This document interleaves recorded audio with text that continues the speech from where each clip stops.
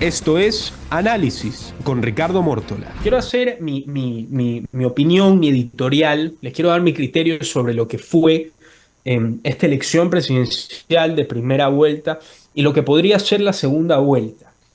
Vamos a hablar primero con algo clave. Vamos a comentar algo clave que me parece que es lo que, no voy a decir que es lo que determina la elección, pero es lo que determina el ánimo de la elección y por qué el correísmo ve esta elección como una victoria y por qué ADN la puede ver como una derrota. Primero que nada, hay que decir que las encuestas son un desastre. Las encuestas nuevamente nos han demostrado que no están a la altura. No voy a decir que no están a la altura, pero realmente hay encuestas que no estuvieron ni cerca de hacer una predicción, así sea medianamente seria o creíble, de lo que fue la elección presidencial. Ahí empezamos mal, porque la mayoría de las encuestas le hicieron creer a ADN, le hicieron creer al movimiento del presidente Daniel Noboa, que podían ganar en primera vuelta, lo cual, sabiendo que Daniel Noboa es un presidente que lleva apenas un año en el poder, que con todas las crisis que ha tenido encima en este año, va a sacar más de 50% sabiendo que hace 2 años apenas tenía el 23% de votos en una primera vuelta, me parece algo complicadísimo. Les digo una cosa, si Daniel Noboa ganaba en primera vuelta ayer, o sea, si sacaba 50 y pico, 51 y pico, yo creo que hubiese sido algo histórico. O sea, pasar de 23 a 51 con el año que te tocó heredar un montón de cosas terribles, como la crisis energética, la crisis de seguridad. Yo entiendo que siempre existe responsabilidad em, del gobierno de turno cuando las cosas que pasan están mal, pero hay que decir que Daniel Noboa tampoco heredó el paraíso y lo convirtió en lo que está pasando ahora. Así que al César lo que es del César. Hay que hacer una crítica, pero también hay que ser comprensible en que el presidente en un año no puede solucionar todos los problemas del país, más aún sabiendo cómo está. Tendrá 4 años si es que gana la segunda vuelta. Ahí se podrá hincar más al presidente y hacerle una crítica más feroz en el buen sentido de la palabra, en el sentido periodístico de la palabra. Pero en este caso, Daniel Noboa, hay que decir, heredó muchas cosas malas en este país. A pesar de ser herencia, saca un 44% de votos, saca 20% más que en las elecciones de primera vuelta de hace 2 años. Yo creo que lo que sacaron es un muy buen resultado, es un resultado correcto, simplemente que le metieron en la cabeza con las encuestas y con el exit poll erradísimo, em, le metieron en la cabeza que las posibilidades que tenían de ganar en primera vuelta eran reales y finalmente no lo fueron. Yo creo que una persona de predicción cauta, de predicción no voy a decir que correcta, porque no se puede predecir nada en esta vida, solamente se puede predecir que vamos a morir y que vamos a pagar impuestos. Pero el resto no vamos a predecir, no podemos predecir absolutamente nada. Yo creo que a pesar de todo sí podíamos sacar en conclusión de que iba a haber segunda vuelta y que el partido iba a estar parejo. Ahora, del lado de Luisa González. Hay que decirlo, también es una gran victoria para ella. Como los dos están jugando, siempre se tiene que buscar que uno ganó más que el otro. Pero haciendo un promedio, Luisa González sí tiene, bueno, y la Revolución Ciudadana en general, sí se podría decir que tienen razones para sentirse más victoriosos que el presidente Daniel Noboa. Primero por los pajaritos en el aire de que se creía que ADN podía ganar en primera vuelta, a pesar de que algunos del RC también decían lo mismo, pero yo creo que no lo decían en serio, probablemente ni siquiera se lo creían ellos mismos. Tal vez lo hicieron simplemente para denotar, para dar a entender que estaban muy confiados, lo cual es siempre bueno en política, ¿no? O para, o para, digamos, motivar a tu audiencia, a tu muchedumbre, ¿no? En este caso, Luisa sí tiene sentido que se sienta ganadora, que se sienta poderosa, por varias razones. Una de esas es porque aumentó increíblemente ese techo correísta, que en las últimas elecciones me parece, aquí tengo todos los datos, en las últimas elecciones me parece que ese techo se había quedado en la primera vuelta en 33%. Por supuesto, en la segunda vuelta las cosas cambian. El análisis de primera vuelta con el análisis de segunda vuelta son dos cosas distintas. Estoy hablando de primera vuelta. En primera vuelta Luis se sacó 33, casi 34% las últimas elecciones. Una persona jamás se hubiese imaginado que en una primera vuelta del correísmo, en elecciones cercanas o futuras, podía no solamente romper ese techo del tercio que tanto se hablaba del voto duro, sino aumentarlo hasta 10 puntos. Pero hay una característica en este sentido, en estas elecciones, y es que como solamente habían dos opciones de candidatos, con todo respeto al resto de 14, que yo creo que habían candidatos que eran muy buenos, en la papeleta, pero también habían candidatos muy malos que perjudicaban la reputación de esos buenos que finalmente terminaron sacando pocos votos, ¿no? Entonces, el tema que Luisa González haya sacado 10 puntos, sí, en efecto, rompieron el techo, pero también rompieron el techo porque no había una tercera opción y eso ya se sabía. Entonces, evidentemente, la gente se iba a terminar decantando por un lado o por el otro. Esa rotura de techo del correísmo no es integral, no es natural, es forzada a que los ecuatorianos tenemos una primera vuelta que parece más una segunda vuelta que una primera vuelta. O sea, estamos hablando que los porcentajes de votos, o sea, entre el 90% de los ecuatorianos votaron por Luis o por Noboa. Entonces, lógicamente, si es que todos los ecuatorianos nos cantamos por dos candidatos, se va a romper ese techo. El punto es llegar al 50+1, que esa es otra cosa que voy a comentar más adelante. Como digo, tiene sentido que la Revolución Ciudadana se sienta ganadora, y más aún sabiendo que Leonidas Sisa es el candidato que más sacó votos, que quedó tercero. Parecía que Andreita quedaba tercero. Finalmente fue Leonidas Issa. Y con esos 500.000 votos, si se los suma, si se los endosas completamente a la Revolución Ciudadana, que hay que ver si se los endosan finalmente a la Revolución Ciudadana, ahí sí Noboa la tiene complicada. Pero yo encontré no voy a decir que un as bajo la manga para el presidente Noboa o para el gobierno, pero sí un dato que me mantiene las esperanzas a flote en un caso que exista una coalición de izquierdas y los partidos de izquierdas, incluido en parte Leonidas Issa, le den el apoyo a la Revolución Ciudadana, porque eso sería lo peor que lo podría pasar. Es más, a mí no me parece una idea, una locura que el ADN se siente así sea conversar con Pachacutic. A mí no me parece una locura. Y no me parece una locura porque yo creo que Pachacutic tiene muchas diferencias con la Revolución Ciudadana, y las diferencias de una persona con mi enemigo son la afinidad que yo podría tener con él. No sé si me cachan. El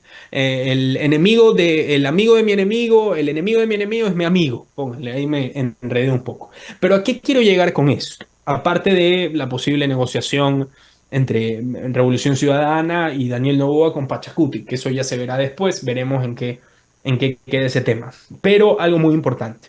Les voy a dar un dato, un par de datos para ser exacto. En la primera vuelta del año 2021, ya, en la primera vuelta en la cual Guillermo Lasso, ustedes recordarán, ganó por un pelo a Yacuperas. Hay personas que dicen que le hicieron fraude, yo qué sé qué.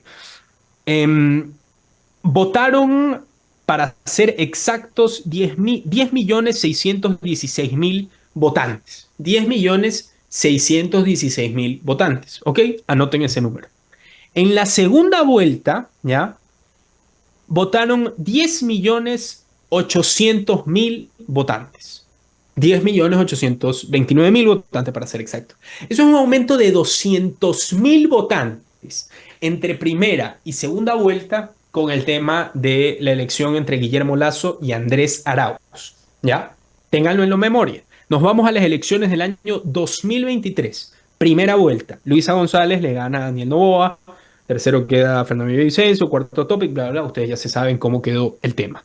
¿Cuántos votantes hubo en total? 10.820.000 votantes. O sea, se mantuvo el mismo, digamos, la misma cantidad de votantes.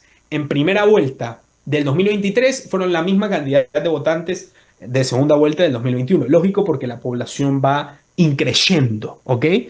Nos vamos a la segunda vuelta del año 2023 y vemos que los votantes totales son 11.076.000 votantes. No aumentó 200.000 votantes como el año 2021, sino aumentó 250.000 votantes. Ahí está la clave para el presidente Daniel Noboa. Daniel Noboa tiene que movilizar a las personas que no votaron, y eso es algo histórico en este país, y les voy a explicar por qué en esos 2 millones de ausentes que tenemos. Les voy a decir la cifra exacta porque hoy día quiero ser tenaz con con la exactitud, con las cifras exactas. En estas elecciones generales de ausencia, de cuántas personas no votaron, tenemos en total, me parece que el 86, 2.253.000 personas no votaron, se ausentaron. Apenas fueron a votar, me parece que el 80 y pico por ciento, 82, 83%, algo por el estilo. O sea, hay 2.253.000 personas que no votaron. ¿Por qué ahí Daniel Noboa tiene una mina de oro? Aparte, porque, insisto, no quiero meterme al discurso banal de el endoso de votos, porque yo creo que el endoso de votos es sumamente relativo. O sea, yo creo que eso de decir, bueno, Andrea, 250, Tabaqui, 30.000, Luis Felipe Tillería, 25.000, y ahí va sumando, esos son de derecha, pónselos a Novoa, los de izquierda, súmalos, pónselos a Luisa González. Yo creo que no es exacto. Entonces, me voy a eximir de ese análisis. Lo que sí puedo decir, cortito, es que potencialmente de las personas que votaron por candidatos, Luisa tiene las de ganar en ese sentido. Tiene las de ganar en poder sacar más votos de las personas que votaron por otras personas. Para ser exacto, hice el cálculo de la suma de votos de los partidos de izquierda, aparte de la Revolución Ciudadana, sumando los votos de Leonidas Issa, Pedro Granja, etcétera, dieron 644.000 votos. Aparte de Luisa González, yo determiné, hice la suma de los partidos que yo creo que son de izquierda, y en total, aparte de la Revolución Ciudadana, hubo 644.000 votos a la izquierda en Ecuador. Daniel Noboa también, perdón, ADN también es un partido de izquierda. Simplemente creo que es una izquierda un poco más moderna y es una izquierda que parece derecha, es algo raro. Eso también es algo peculiar del gobierno de Daniel Noboa, que es como que no tiene clara la ideología, ¿no? Entonces, eso a veces puede perjudicarlo, pero a veces también puede favorecer, ¿no? Para que la gente no te ponga en un extremo y digas, no, no, no, con eso no, ¿para qué nos vamos a meter? Si yo sumo todos los votos de los candidatos que a mi criterio son de derecha, incluidos los de Andrea González, aparte de Daniel Noboa, o que son anticorreístas, pongamos correísmo, anticorreísmo para que se entienda mejor, estamos hablando que la suma de todos esos candidatos da 414.000 votos. O sea, estamos hablando que hay 200.000 votos más entre las personas que votaron por algún candidato, hay 200.000 votos potenciales de izquierda más que los del anticorreísmo. Si sumamos todos los de izquierda que podrían apoyar al correísmo, son 644.000. Si sumamos todos los de derecha, centro derecha, anticorreísmo que podrían apoyar a Daniel Noboa, son 414.000. Ustedes me van a decir, Ricardo, hay una diferencia de 200.000 votos y Daniel Noboa en este momento tiene una ventaja de 50.000 votos. Entonces, si es que, digamos que en un mundo fantástico, esto se cumple. Y todo esto y todos estos votos se endosan directamente.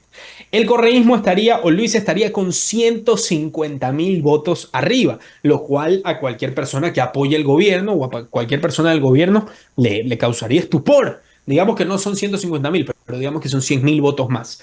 ¿Por qué digo que Noboa tiene que ir a por el ausentismo?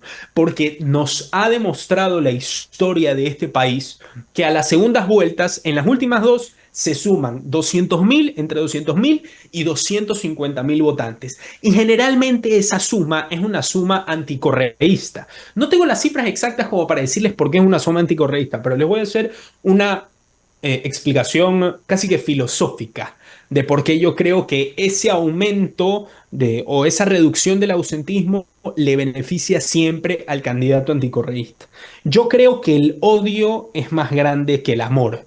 No, hoy día no me siento para dar un speech de discurso motivacional. De hecho, muy pesimista lo que acabo de decir, pero yo lo creo. Yo creo que el odio es más fuerte que el amor. ¿Y por qué digo esto? Las personas que votan por Luisa González y que votan por el correísmo, votan por una idea, votan por un plan de gobierno, votan por algo que ya vieron por 10 años, votan por un individuo, votan porque les cae bien Correa, votan porque creen en la Revolución Ciudadana, porque creen en el socialismo del siglo XXI, porque creen, porque tienen, digamos, tienen una ideología marcada y creen en eso. En cambio, yo creo que puede sonar mal, pero es la realidad de nuestra política y hay que ser imparcial y objetivo para decirlo. Las personas que votan por Daniel Noboa, seguramente hay un muy buen porcentaje de personas que votan por Daniel Noboa porque creen en Daniel Noboa, les gusta Daniel Noboa, o tienen el cartón de Daniel Noboa en su casa y comen con él al lado. Pero yo sí creo que hay muchas personas que votan por Daniel Noboa como votarían por... Perdón. por este rollo de papel higiénico si es que necesitan que no gane Correa. Tenía este rollo de papel higiénico aquí, lo muestro. Los de radio no lo están viendo. Tengo un rollo de papel higiénico en la mano. Yo creo que hay un gran porcentaje de personas que votarían por un rollo de papel higiénico en vez de por Rafael Correa. Entonces, las personas que, o porque no les encanta Noboa, o porque estaban indecisas, o porque dijeron, bueno, no voy a salir a votar porque Noboa ya ganó en primera vuelta.